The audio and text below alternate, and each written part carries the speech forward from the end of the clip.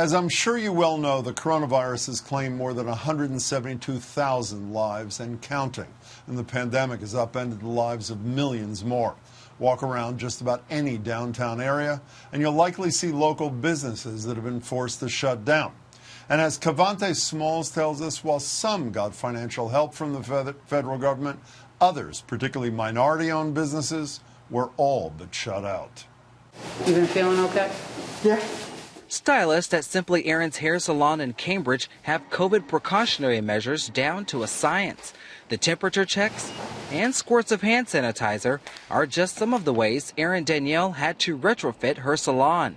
Since the pandemic started, extra cleaners, plexiglass, gloves, and aprons were all added to her regular business expenses. I don't know the ballpark number, but I know it's expensive because we didn't have it to begin with.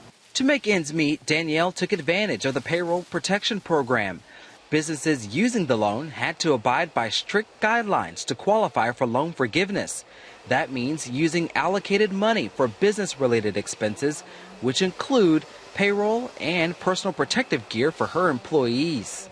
I have to save like the checks and whatnot from that to prove to the bank that I spent it on what they said I should spend it on in order for it to be forgiven. Simply Aaron's is just one of many small businesses within the Commonwealth to receive the Payroll Protection Program loan.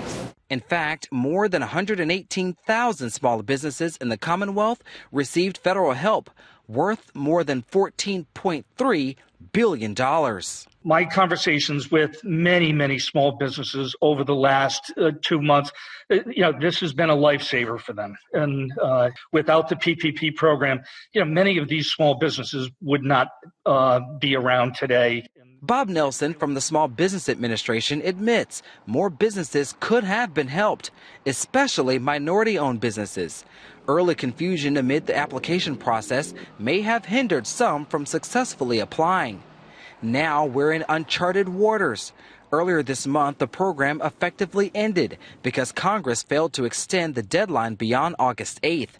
That means more than $133 billion allocated for PPP loans went unused. Because it was a first-come, first-served basis, Black and Latino businesses just absolutely had no access to the PPP. The Federal Reserve Bank of New York estimates 41% of Black-owned businesses across the country shut down between February and April. 32% of Latino-owned businesses and 26% of Asian-owned businesses closed for good. But only 17% of white-owned businesses had to shut down.